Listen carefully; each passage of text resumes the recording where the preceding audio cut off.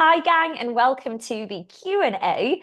I have just sent you an email about the January focus. So all you need to do now is think about which group you want to go into. Don't know what I'm on about? Then you need to check out your emails. I've also posted it on the Facebook group, so you see it on there, and I'll be telling you more about it, as we get closer to the time as well, and how to join your group, etc. But I just really want us to start 2025 strong and with a plan and with a focus. And it's really important to kind of have it in the back of your mind right now. So you're going into the new year thinking, right, okay, here we go. Got a plan and know what I'm going to be focusing on. And also not trying to overhaul everything, because when you go into January, I think there's sometimes a lot of pressure in January to try and overhaul absolutely everything. It doesn't work. You need to be focusing on one, absolutely max two things at a time to then actually get to the end of January and feel like you've accomplished something, like you've actually achieved something. So have a little look at your emails. And I just want to say a huge well done to everyone who is showing up for themselves right now. It is so important. Even if your workouts look a little bit different, maybe you're choosing different ones, maybe you're choosing shorter ones, maybe you're still showing up, but you're not doing as many as you normally would in your normal routine because it's the run up to Christmas. That's okay. That's okay. The important thing is you're showing up for you.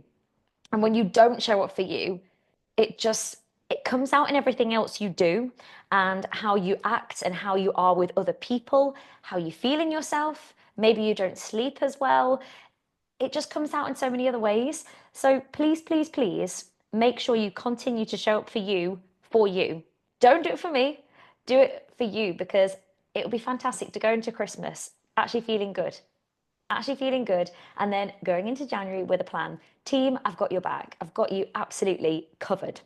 And don't forget in January, by the way, if you're around 31st of January, we've got Pump Up the Jan with a special guest. Have you booked yet?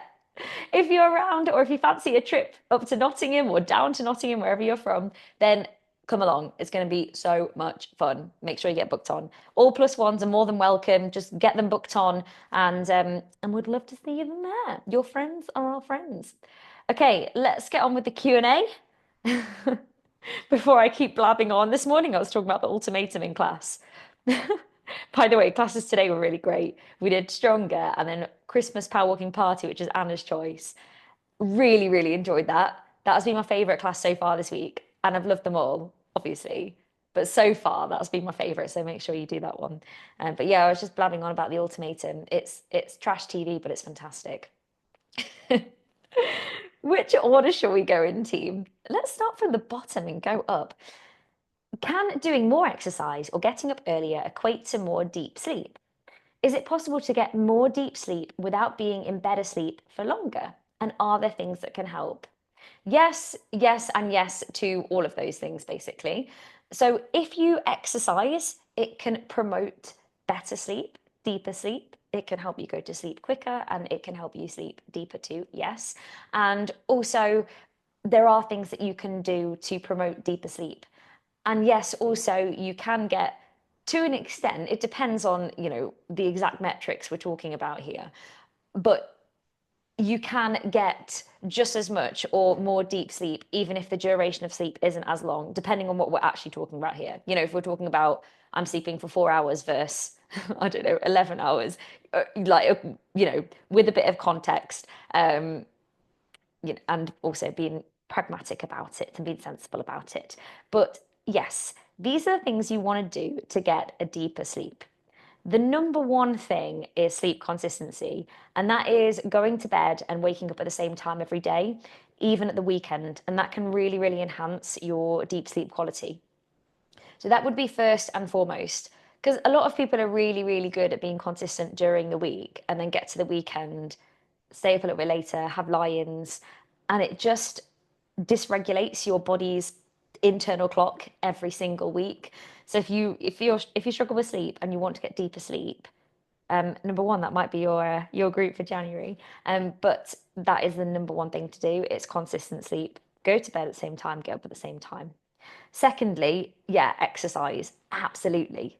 If physical activity can really, really increase your slow wave sleep, which is like the deepest stage of your sleep. And The only thing I would say with this one, with exercise, is you probably want to avoid anything really vigorous before you go to bed. So actually exercising earlier on in the day, like doing the early classes, is typically better. So it's better to do it then rather than doing something really vigorous before you go to bed, because then your body is trying to settle down. So it can interfere with sleep a little bit that way. So yes, exercise in the morning. Another thing is having a bit of a routine. And I've spoken about this before, but establishing a really good bedtime routine that actually signals to your body that it's time to wind down. So it's different for everybody, but say for us, we have an exact set routine when we go to bed, me and Will, and it will be okay. First of all, we'll let Harvey out for the toilet. This sounds really crazy now, but it can't. Well, to be fair, it kind of starts before then. It starts. We finish dinner, everything is cleaned up. We go and settle down. We like to watch TV. I know you meant to avoid screens and all that jazz, but for us, it works, so we do. And I also do journal up before I go to bed as well, and I find that's a really good brain dump. But this is like our routine. So we'll do that. We'll clear up. We'll go and like settle down, try and clock off work. We've been better at doing that recently. Clock off work at a decent time, laptops away, phones away. Then it's Harvey goes out to the loo. And then it's a case of checking all the doors. And then we go upstairs. And then, you have your set routine. And then I'll lie down and do my journaling, brain dump. But then this will happen. And it's that series of events, whatever they are, that kind of start probably realistically at least 90 minutes before you go to bed, maybe a couple of hours. That set routine, it signals for your body that it's time to wind down. And if your routine isn't quite working for you right now, that might be something to try in the new year. You might think, right, I'm going to start with a nice warm bath a couple of hours before I go to bed, listening to some calming music. And then I'm going to try reading for 10 minutes, 15 minutes, whatever it might be. So that can be something that can really help. And then you've sort of got the obvious things like, making sure your bedroom is dark, making sure your bedroom is cool, and avoiding blue light from screens. So that might be a phone. So I try my best not to look at my phone after a certain time. Again, there's room for improvement for me on that one, and that's my intention moving forwards. But anyway, that can be something.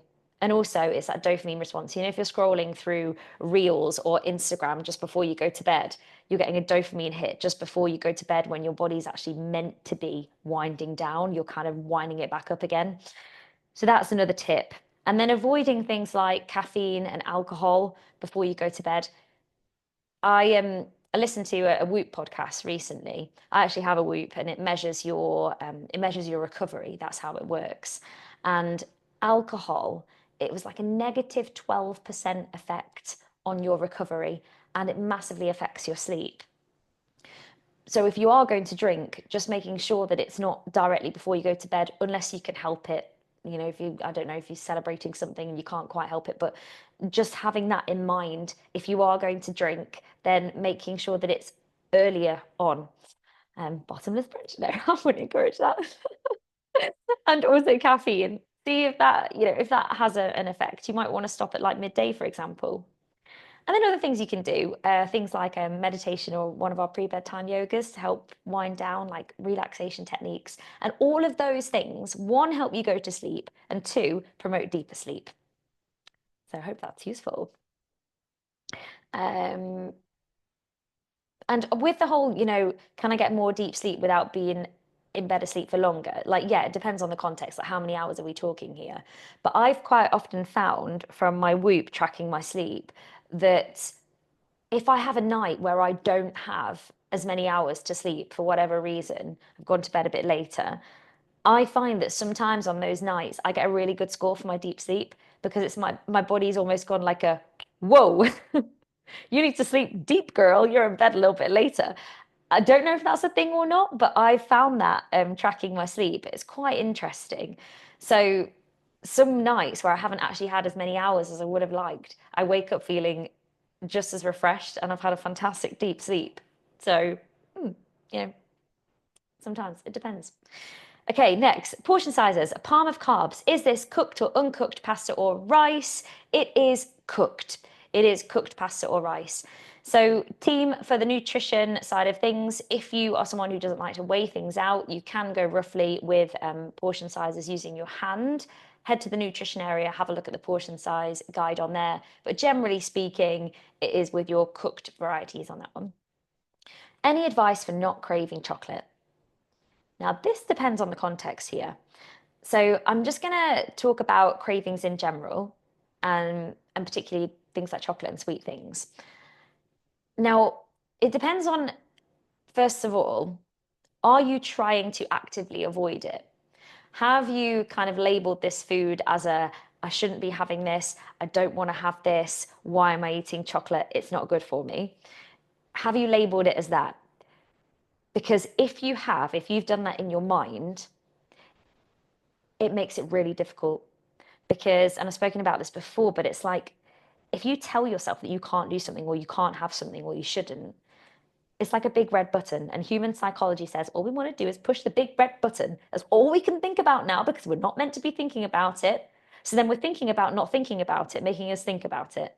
And it's like mental torment.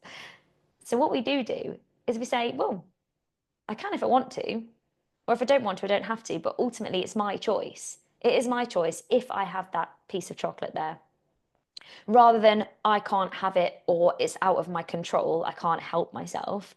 It is I can choose to have it. Does it align with my goals? Yes or no? And also having it as part of a balanced diet, like cutting out any food groups, saying I can't have that, unless of course you've got some sort of medical reason, is actually a really unhealthy mindset because it is unhealthy to completely cut certain food groups out. So you want to be thinking about, well, I can have some of that. And do you know what I'm going to do? I'm going to have it and I'm going to have a bit and I'm going to eat it really mindfully. I'm going to focus on how it tastes. I'm going to focus on its smell. I'm going to maybe chew it a little bit more, or if it's chocolate, I'm going to let it melt in my mouth for a little bit longer and I'm really going to enjoy it. And having it as a choice that you've made, you're having a bit of it, you don't need to go absolutely overboard, and you're actually really focusing on enjoying it, really enjoying it. And first and foremost, making sure that you've had enough in your diet, to actually nourish your body. So we're not craving it because we're actually just craving sugar because we haven't fueled ourselves properly, for example. And if you feel like it's a habit that you've got into and you just can't get out of it, and you're like, Lorna, it's literally a habit. I do it every night and it's not serving me and I don't actually want to do it every night anymore, then what I would say is, if this is the case, learn your triggers. Like, what is it about the chocolate that is making you want it every single night? And you don't want to do that anymore? Like, what's the trigger? Is it because you feel like you really deserve something because you've had a really hard day, you're going through a stressful time? Is it because you're tired? Is it because you feel like this is a treat? Like, what is it? What is it about it? What's your trigger? Because there are other ways to feel like you've had a treat. There are other ways to wind down. There are other ways to be kind to you after a stressful day. And what I would say is you could either swap it for something else. So you could say, I'm going to do a night, miss a night, and tonight I'm going to make something or I'm going to have something that is maybe more nourishing for my body, but something that I actually really enjoy as well, that I'll look forward to. And I'm going to focus on eating it mindfully and I'm going to have it. Or you might say, I'm going to try one night just to prove to myself that I don't need to have it. And what I would say is, say, for example, you normally eat chocolate on the sofa watching Netflix after dinner. Then I would say change something about that routine. If it's become a habit, sit on a different place in the sofa, go for a walk after dinner, do something different to break that routine. Because then the problem is, what happens with a habit is we have a series of events and it triggers the next and the next and the next and the next. It's like a domino effect. So what you need to do is you need to stop one of those dominoes from falling, and then all of a sudden it brings it from your subconscious into your conscious and reminds you that you have the choice. The power is in your hands to choose. Now, I've gone very deep on this about craving chocolate, but essentially it depends on the way that you view it, because chocolate isn't necessarily a bad thing. Like, it's less nutrient dense, but there's nothing wrong with it, and there's nothing wrong with having it either. So as long as you're mainly fueling your body, etc. It's just if you're perceiving it to be something that is causing a problem, and then that's what you can do. How do I get into safe workouts with my current blood pressure issues? I'm scared to work out in case it makes things worse. But in another breath, I know that working out makes you feel better. So this is definitely like a medical professional question, really. So I would be talking to your GP, making sure that you've got the A-OK to do this kind of thing, and working with them.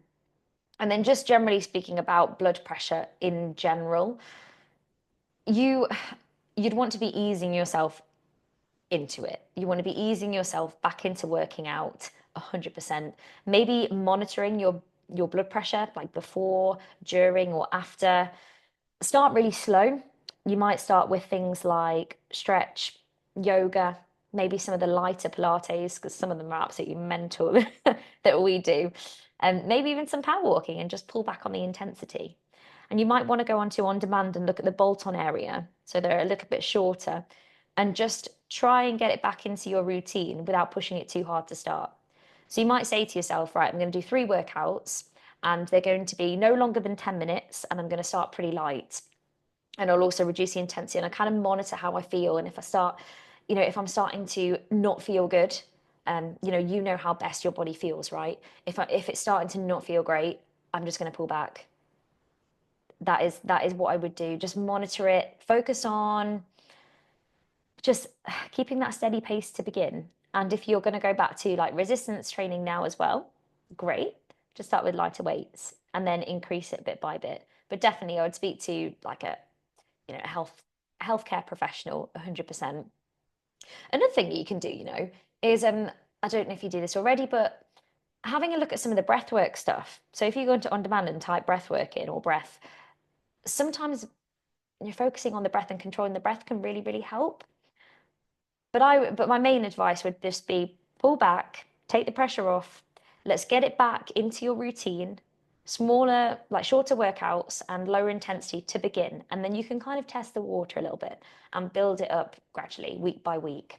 So you might start off with 3 lower intensity, and then you might be like, okay, I'm going to do 2 lower intensity and 1 a little bit moderate. I'm going to push myself a tiny bit more and see how it feels like that. Or you might say, okay, I did a 5 minute, a 10 minute, and a 12 minute workout. This week I'm going to try for 3 15 minutes or something. Um, Next question. Did you know I found a history section at the bottom of the on-demand area? I cleared out my favorites the other day. It's getting too crowded. I couldn't remember what particular workout was, and I found the history button. Yes, all hail Tech Will. He's gonna love that. Yeah, you didn't know this, so happy you mentioned it. Woo! And everyone's all hailing Tech Will. That's brilliant. Next question. What does Lorna do in between the 6 and the 6:30 classes? Lie down, more exercise, get organized, or something else? Catherine's put, I like to think she's got a charging port that she connects up to in order to recharge her battery for the next class. I could be wrong, of course. Oh, this is hilarious. Um, and then Nicola's put, um, Catherine, did you see the post on Laundry Fitness page today? Maybe Lorna does the first class and then lets her double do the 6:30. I always thought they were 2 Lornas. Oh, because I did a split screen for Reels. Okay, this is hilarious. Um, so to be honest, so the classes are 20 minutes long, but by the time we started the first one, like, we've done an introduction and it's like 1 or 2 minutes past, then you end up finishing at 6:21 or 6:22. And I put the next class on 5 minutes before. So then I have 3 minutes. So it just depends. Sometimes I will spend a little bit longer and we'll do a little bit of a cool down. Like this morning, we did a stretch until 25 past and switch class. Sometimes I've gone a little bit over and said if anyone wants to do more exercise, stay. Sometimes I just switch it off, quickly nip to the loo, get a quick swig of water, and then it's time to go into the next class. But then I come back on at like 25 past, and then we just have a little chat before the next class starts or whatever. But it really depends on the class, but generally that's what I do. So it is just enough time, and if you do the double, you'll know what I mean. Like if it's an equipment-based class next, it's just enough time to get your weights out and things like that. But it is just enough time to pretty much sign off. If you need the loo, go to the loo, get some water, come back and go again. So, and it allows for quite a nice relaxed start to the next class. Rather than be like, oh, right, everyone, oh, gotta go, gotta go. It's kind of like a, morning, everyone, and we can have like a chat for literally a minute or two. But that's kind of how that works, really. It works quite well. I'm struggling with my water intake. How can I make sure I'm having enough? It's really important to, like, we give a guideline, okay? We say 2.5 litres of water a day. It's a great guideline. It's a great place to start. But the most important thing to do is one, make sure you drink enough water. But two, just go by the colour of your pee. I know it sounds a little bit crude, but just look behind you when you go to the toilet. You want a pale, pale, pale, pale, pale, pale yellow straw colour. And then you know you are adequately hydrated. If it's not pale yellow, like I'm talking really pale, like almost see-through-y. And notice I said almost there. Not completely, completely.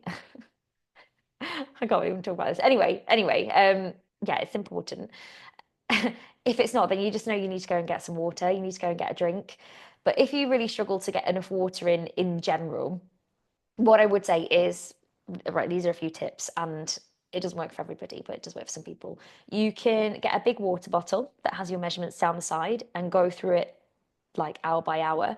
I have got one of those and I do sometimes use it, but the problem with me that do you want me to show you the water bottle? Right, just wait there.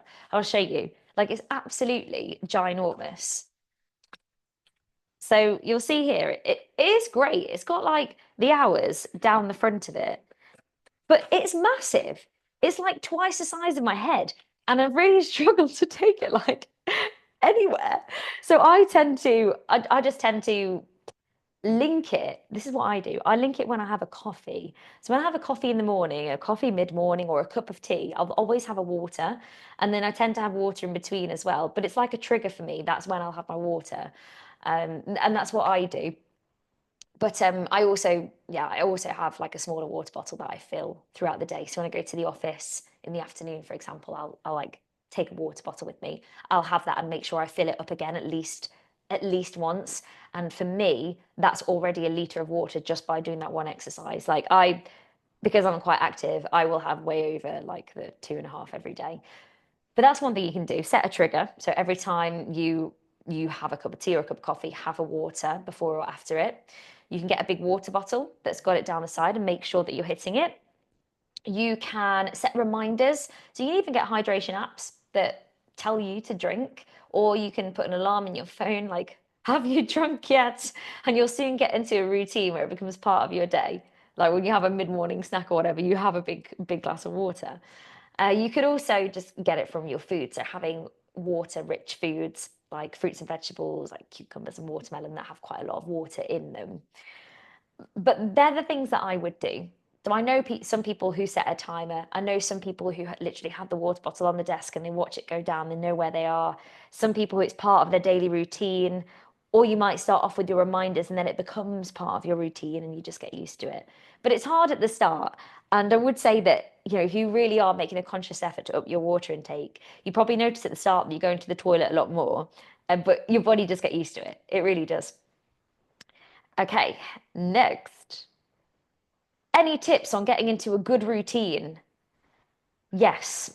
Yes, yes, and yes. Tips tips on getting into a good routine. I personally think is plan. Plan for the week ahead. And this is why I say every Sunday you've got to plan for the week ahead.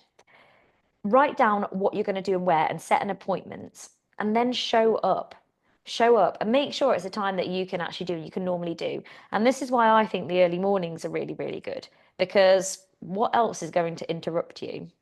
If you just get up earlier, as in you wake up earlier, unless of course you have really small children and then they're going to wake up at the same time as you and it's going to throw the whole dynamic out, then you might want to be like, okay, nap time is when I do it, or when they go to nursery, or once they've gone to bed at night. Just find a routine that is going to work for you, then stick to it, even when you don't want to, even when you could think of a million things that you'd rather do and you don't feel like it, do it. Consistency is so important. Just show up because then it becomes a habit and then it becomes something that you just do. So that's the first thing. And I would say trying to keep up with other things as well. So going to bed and waking up at the same time, like keeping that consistency. that also really, really helps. So if you're sleeping well, you're staying consistent with your water and your food, that it all helps. But first and foremost, it's a case of just showing up, plan, make your appointment. When are you going to do it? And if you know that the day is going to run away with you, and you know that you're going to be busy, and you know that other people are going to be wanting you, just put on your big girl panties and get up earlier. Just do it. Just do it early, and you'll soon get used to it. And then when your head hits the pillow at night, you'll be gone. Honestly. So I think that's the best way to stay consistent. Or like I said, you find a time that works for you to stay consistent for you. Might be your lunch break every day, might be in the evening, or it might be the transition from work into home. Be consistent and show up even when you don't feel like it. Stay accountable. Stay accountable in the group. Write down on the daily post, what you're going to do, and stay accountable to yourself on your journal. Put it in there. And if you're ever struggling, write in the Facebook group and we will all be there behind you. But just making sure that you're consistent. And if you're thinking, oh, yeah, but I'm like, I struggle because I'm not motivated, then this sounds kind of harsh, but it is true.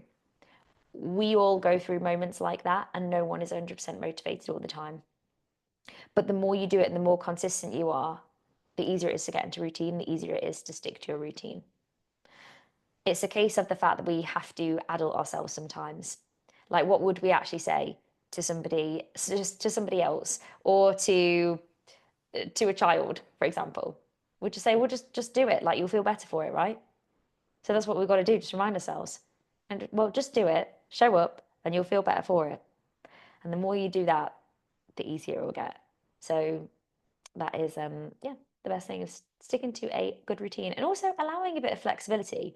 Like sometimes things happen, right? Things crop up, and allowing that flexibility, like, oh, so and so wasn't very well, so say your child's not very well that day, oh, that's totally thrown it all out, right? Okay, where can I put that? Can I possibly do that later when they've gone to bed, like reshuffle things around, or can I do it tomorrow? Where can you do it? So it's about being flexible as well, sticking to like some consistency the best you can, but being flexible and allowing a bit of a range in your routine. Because what a lot of people do, this is kind of a tangent, but not. What a lot of people do is say, right, I need to do 5 workouts this week. And if they don't quite do it, or they don't manage the first one or two, oh, it's really got to pot this week. It's not working. I might as well just start next week. It never works. I'm just not motivated to do it, and go into like a bit of a spiral. Whereas what you actually need to do is be like, okay, range. I'm going to aim to do between 3 and 5 workouts. Three is my absolute bare minimum. Like if I was going to say a rude word, if something hits the fan, 3 is my absolute minimum. I don't care what's going to happen. I don't care if I've got to get up like 15 minutes earlier. They're going in. I'm doing them. 5 is my ideal. But if I don't quite hit it for whatever reason, it's okay because they're my 3. It's my non-negotiable.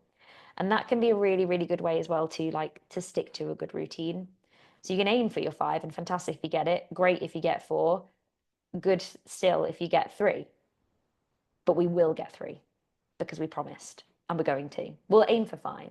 Do you see what I mean and what I'm trying to do here? And that's also a really good way to reframe things and to make sure that you stick to a routine with a bit of flexibility as well. Okay, last few minutes, team. I struggle to sleep and meditation really helps. Can we have a meditation session on the on demand section? Yes, absolutely. So if you go to on demand and click holistic, there's a whole meditation section on there. So there are some pre-bedtime yogas, there's some pre-bedtime like meditation, anti-anxiety meditation. So have a look on there. And I really, really hope you enjoy them. But it's more, we can do more of that, of course we can. But yeah, I really hope you enjoy it. And also, very warm welcome to the squad. How to judge the 70-30 eating. So 70-30 eating is more of a concept.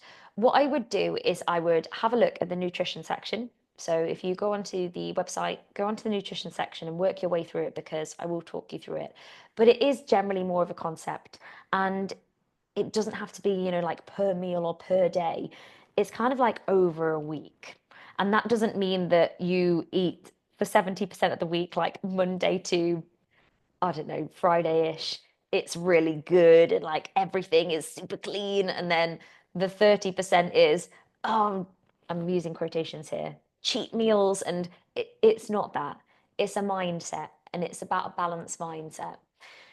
So the principle of it is 70% of the time, in general, over your week, over your day, however you want to look at it, 70% of the time, as in the vast majority of the time, you're eating foods that will add something to your body, add nutrients, add vitamins, add protein, giving your body what it needs to thrive. So if we were a car, we're giving our body good fuel. We're putting fuel in and we're feeling good. So thinking about what can I add to my diet to enhance it. The 30% of the time, foods are less nutrient dense. So things that, aren't necessarily bad, but things that aren't going to be adding anything to your diet. Like they're not going to be adding any nutrients or vitamins or essential amino acids. They're not going to be adding any of those into your diet. But there might be things that you enjoy and things that you like and things that are part of like a social life. So, for example, it might be some pizza. I mean, okay, we could argue that, oh yeah, but the cheese gives you calcium. Da, da, da, da. I mean, we could argue this with a lot of things. Okay, maybe sweets or chocolates or or wine. Do you see what I mean? Like the less nutrient dense things. Like chocolate isn't going to be adding anything essential into my diet. You could argue that the pizza would to an extent. But anyway, you get where I'm going with this. Nutrient dense foods, things that are going to add to your diet. And of course, there's going to be a scale of that. And I just use an example there, like a scale with pizza. And then you could go into, okay, what type of pizza are we talking about here? But there's a bit of a scale. But that's the whole concept. But I definitely go through the nutrition area. And there's some new resources on there actually from November that are really great. The ebook is a really good one. Final question. I have spinal stenosis. I have a weak right leg, and when I sit up to roll down, I can't have my feet flat on the floor and only my heels. Is this okay? I can do a full roll back up, no problem. Also, my brain is speeding up, and I seem to be able to work my feet at your speed with dance fitness, but I struggle with my arms. I seem to be a bit of a Corporal Jones with them. Any ideas to speed them up? Okay, very quickly with spinal stenosis. So, for those who don't know, it's basically, how can I explain this well? It is, it describes, it's a condition of the spine, and it's basically where the spine is kind of compressing where the nerves are. And it can be due to bone degeneration, or it can be due to like bony spurs, for example. So if you imagine like a bit of space in your spine where the nerves sit, it's kind of it's compressing it. And that can cause numbness, it can cause pain, it can cause a tingling sensation. So I would say if you find that you can't keep your feet flat, which is what I would normally cue, because there's more posterior chain activation, and there's better like alignment with your knees and feet and hips, and generally, you can get more core activation there and more stabilization so you can actually focus on activating your core better. So I'd normally cue to keep the feet flat. But if you can't and it's more comfortable for you to go on your heels, then that is absolutely fine. And actually, it might be, or probably is, and this is probably why it feels much more comfortable, putting your spine in a better position to allow for more space. So there's less compression potentially on the nerves, and maybe that's why it feels a little bit more comfortable. I'm not a medical professional, and that's kind of my take on it. Um, so I just want to put that out there, a disclaimer. Um, but yes, basically, it's absolutely fine to do that if that feels more comfortable for you, and you're still going to be working your core. In terms of the speeding up with the arms, so with dance fitness, you soon get to know it. And do you know what? Online, like anything goes anyway. It doesn't matter. No one's judging. No one's judging you. Just you can do your thing.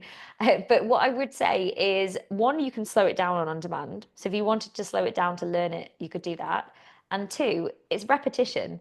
So with dance fitness, it's kind of like what any of our pre-choreographed programs. It's the same routine for so many weeks.